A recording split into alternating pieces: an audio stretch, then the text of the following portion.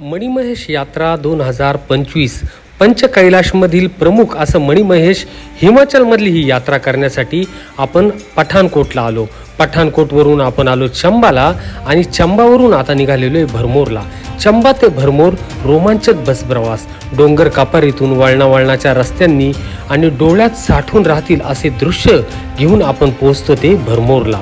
भरमोर गाव जिथून या यात्रेची खरी सुरुवात होते असं भरमोर गाव. या भरमोर गावात आपण सर्वात आधी दर्शन घेतो ते 84 टेम्पलचं आणि ज्या मातेच्या नावावर या गावाचं नाव पडलं असं भरमानी मातेचा ट्रेक या गावातूनच सुरू होतो.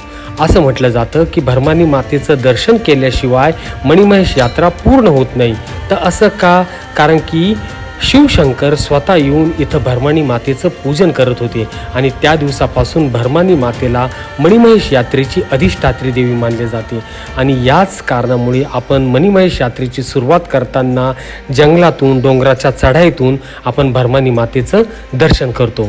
याच्याविषयीचा संपूर्ण डिटेलमधला व्हिडिओ यूट्यूबवर बनवलेला आहे, नक्की पहा, व्हिजिट करा.